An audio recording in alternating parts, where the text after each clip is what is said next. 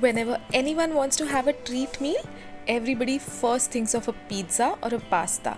How about making pizza and pasta sauce right at home? Hi, welcome to 3 Spoonsful by Shweta Mehra, and today let's see how to make pizza pasta sauce at home. Few basic ingredients, and it's very easy to make it. It takes a bit of your time, but the end result is awesome, and you would never have any store bought pasta or pizza sauce after this. So let's get started. What you need to take is a large vessel and add some water to it. The water should be enough to cover your veggies. To this, I'm going to be adding chopped onion,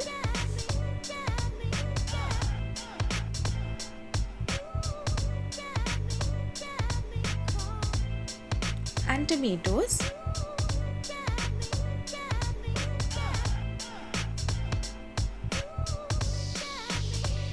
and a few garlic cloves. At this point, we don't need to season it or do anything else. Just boil these veggies properly. So let's cover it and cook it.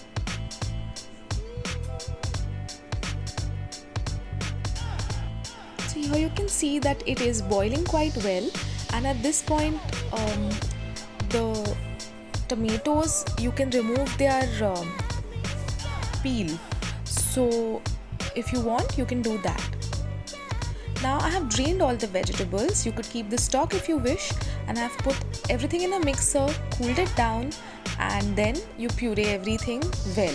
So it has to be a very fine paste, and this is how it looks like. Let's add it back into the pot and make our sauce properly. So to this, we'll add a bit of salt and some chili flakes.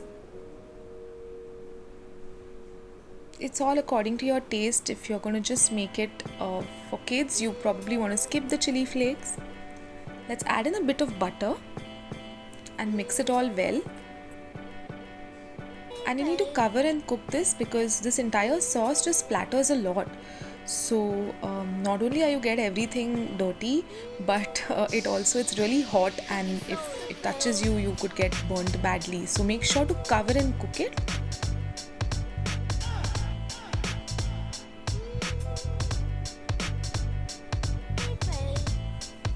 So here you can see there's still a bit of water, and now you can totally see how much it splatters all over. The last ingredient we need to add is pizza seasoning or oregano seasoning, whatever you wish. You need to add this last. If you add this in the beginning, then the seasoning starts to turn very bitter. So make sure you add this last and switch off your flame, and then just mix it up properly, and you can see that this sauce is absolutely ready. If you're going to use it later, you can store this for a month in the refrigerator.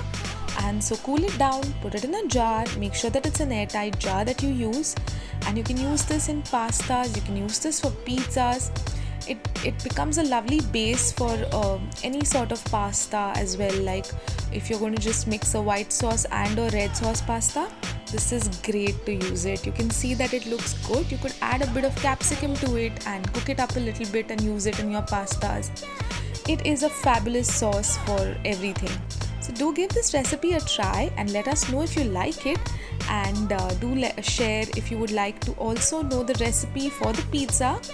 So like, share and subscribe to the channel, and once you hit the subscribe button, don't forget to hit the bell notification icon so that you're notified of all our new videos. Thank you.